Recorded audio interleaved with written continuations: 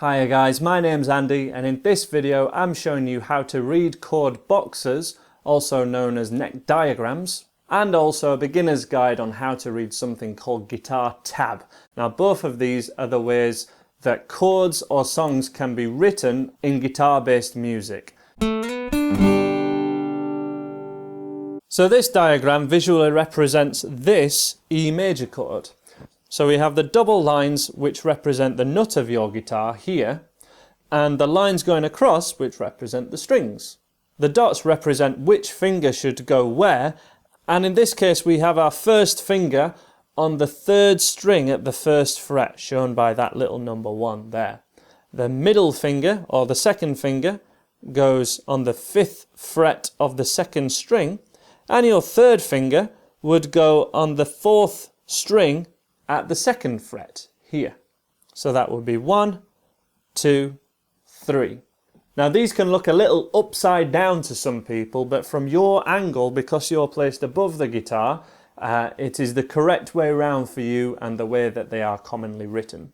Guitar neck diagrams are sometimes written displayed upwards like this, which is more even in some respects for the left and right-handed guitarists, but in my opinion it's best to make sure you know how to use this most common way that they are written, and after the left-handed guitarists amongst you get used to it, you won't see a difference and you'll be fine with it. When you do see a line on a chord box or neck diagram, this is typically where we will be using a bar chord, which is where we place a flat first finger at whatever fret it says. In this example it's the second, and this will be holding down all the strings that the diagram would say. So in this case this is for a B minor bar chord, far in advance of beginners, but it simply shows you what that vertical line means, which is this idea of barring. Now, as I've said previously, guitarists have no reason to be able to read traditional notation, but we have guitar tablature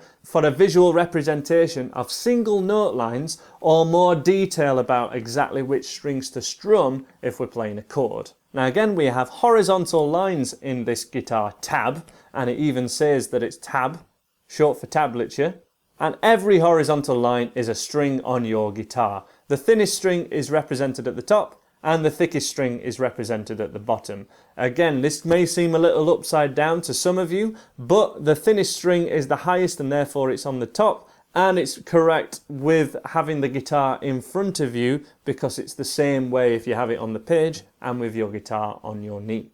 This first example says that we need to play the 2nd fret of the 5th string, like this.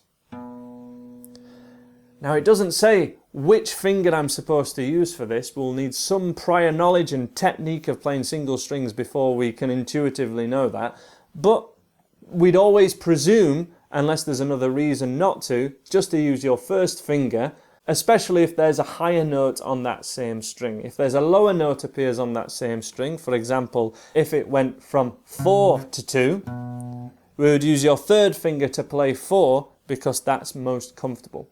This representation shows us to play the thinnest 2 strings at open, so we don't need any fingers down, and we would just strum or pluck both of them together. And this final representation can look the most complex, but it actually just shows us to play a chord because we're playing all the notes at the same time. And this is an E major chord displayed in tab. And let's see how that's the case. We have the thickest string, which is the lowest one, which says 0. The next one, the 5th, says 2nd fret, and that's correct here. The next one is 2nd also. The 3rd string says 1st fret, the little number 1, and that's correct. And then finally open and open. And whenever you see a line of tab like this, it's quite common for people to get a little overwhelmed, but it always just means a chord. So it could even be a chord shape that you're already very familiar with, like this E. So it's certainly nothing that should make you turn away from learning that, especially if there are any zeros in the tab, because that would mean it's an open chord, that it uses open strings, and it's the open chords that we'll be learning in this beginner's course. So this has been the final video of 6 videos showing you all the basics of the physical elements of guitar, like what the different parts are called, how to tune your guitar, the names of the open strings, etc, etc. So do feel free to go back and check any of the bits that you may have missed, but from here on we're going to be covering level 1 of my beginner's course, learning the E and the A chord and learning how to play real songs with just those 2 chords. So I do hope you'll join me in that beginner's course. It is available for free on the website. It does come with an accompanying ebook and download options. As I say, more information will be available on the website under my beginner's course. I hope to see you in one of those future lessons. Take care of yourselves and bye for now.